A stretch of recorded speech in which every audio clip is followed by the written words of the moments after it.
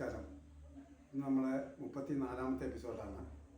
ഇന്ന് ഞാൻ പറയാൻ പോകുന്നത് ആദ്യം എമ്പുരാൻ എന്ന് പറഞ്ഞ സിനിമയെക്കുറിച്ച് പറയാം. ആ പടത്തിനെതിരെ ഒരുപാട് നെഗറ്റീവ് വരുന്നുണ്ടെങ്കിലും ആ പടം സത്യത്തിലൊരു വലിയ സബ്ജക്റ്റ് പറഞ്ഞൊരു നല്ല സിനിമ തന്നെയാണ്. അതേക്കുറിച്ച് ആദ്യം പറയാൻ അത് വർഗീയവൽക്കരിക്കേണ്ട ആവശ്യമൊന്നുമില്ല. അതിനകത്ത് പറഞ്ഞിരിക്കുന്ന അത് കണ്ടവർക്ക് മനസ്സിലാകാത്തതുകൊണ്ടാണ്. പിന്നെ ട്രെയിലറിനെ പൂഴ്ത്തി പറയുക, സിനിമ ഇരട്ടി പറയുകയും ചെയ്യേണ്ട ആവശ്യമില്ല. ട്രെയിലർ 1, 2, 3 അല്ലെങ്കിൽ 4 എന്ന് പറഞ്ഞാൽ അങ്ങനെയുള്ളൊരു അത്രയും റഷസിൽ നിന്ന് കട്ട് ചെയ്ത് 1 മിനിറ്റിൻ്റെ ട്രെയിലറാണത്. ആർക്കും ട്രെയിലർ നല്ല തന്നെ ചെയ്യാം. ഞാൻ ഈ ഇടയ്ക്ക് ഒരു ട്രെയിലർ ചെയ്തിരുന്നു. അതിന് നിസ്സാരമായിട്ടിട്ടപ്പോൾ ഒരു പ്രൊമോഷൻ ചെയ്തില്ല. അത് 10,000 പേര് കണ്ടിരുന്നു ആ ട്രെയിലർ. അപ്പം അതുകൊണ്ട് അത് വെച്ച് വിലയിരുത്തൊന്നും വേണ്ട. ആ പത്രത്തിൽ സബ്ജക്റ്റ് അതൊക്കെ നല്ല പടമാണെന്നാണ് അതിനെക്കുറിച്ച് ഈ ട്രോളുകളൊന്നും ചെയ്യാത്തവരെല്ലാം പറയുന്നത്. എങ്ങനെയാണെന്നറിയില്ല. വർഗീയവൽക്കരിക്കേണ്ട ആവശ്യമില്ല എന്നാണ് എനിക്ക് പറയാനുള്ളത്. ഇന്ന് ഞാൻ പറയാൻ പോകുന്ന സബ്ജക്റ്റിലേക്ക് കിടക്കാം. ഇന്ന് ഞാൻ പറയാൻ പോകുന്ന കാസ്റ്റിംഗ് ഡയറക്ടേഴ്സിനെ കുറിച്ചാണ്.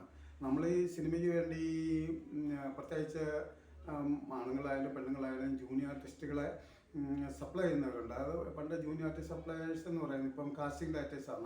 നായകനും പ്രധാനപ്പെട്ട 2-3 ക്യാരക്ടേഴ്സൊക്കെ ഡയറക്ടറും ഇതൊക്കെ ചെയ്യാം. നമുക്ക് സപ്പോർട്ടിങ് ക്യാരക്ടേഴ്സിനൊക്കെ ഇത് ചെയ്യാൻ കാസ്റ്റിംഗ് ഡയറക്ടേഴ്സിനെ ഏൽപ്പിക്കുന്നത് നല്ലതാണ്.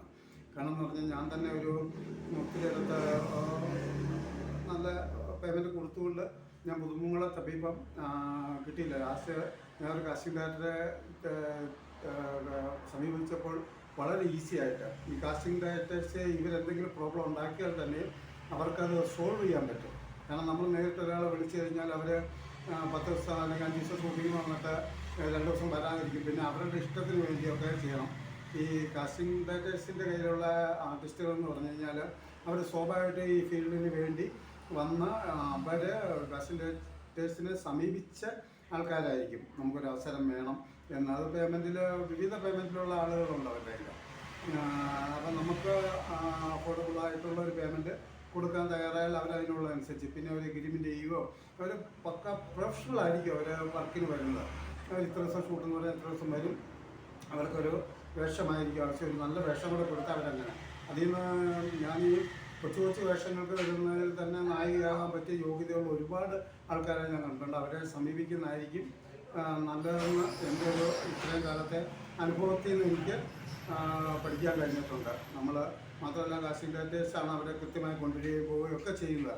അവർ ജൂനിയർ സപ്ലയേഴ്സും ഒക്കെ അവർക്ക് ഒരു 500 പേര് അല്ലെങ്കിൽ 1000 പേരുള്ള ഒരു ക്രൗഡിനൊക്കെ വേണ്ടി അതാണ് സമീപിക്കുന്നത് നല്ലത്. ഇവിടെ തന്നെ ഈ എമ്പുരാൻ്റെ കുറച്ച് ഷൂട്ടിംഗ് ഇപ്പോൾ ഈ കുട്ടിക്കാനം പീരുമേട് മേഖല നടത്തിയിരുന്നു. അതിന് 1500ഓളം ജൂനിയർ ആർട്ടിസ്റ്റുകൾ പങ്കെടുത്താണ്. അതിൽ 300 പേരെ ഈ ഞങ്ങളുടെ ഭാഗത്തുനിന്ന് കൊടുത്ത ആളുണ്ട്. രാജേഷ് എന്ന് പറഞ്ഞൊരു പയ്യനാണത് ഏർപ്പാട് ചെയ്തത്. ഒരു പ്രോബ്ലം ഇല്ലാതെ ആ ജൂനിയർ ആർട്ടിസ്റ്റ് രാവിലെ പോയി വൈകുന്നേരം തിരിച്ച് വരികയൊക്കെ ചെയ്യുന്ന ഒരിതുണ്ട്.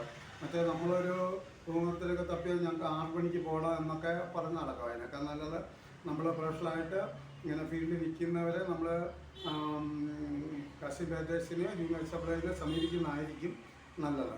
അതാണ് എനിക്ക് ഇതിനെക്കുറിച്ച് പറയാനുള്ള. അടുത്ത എപ്പിസോഡിൽ വീണ്ടും കാണാം.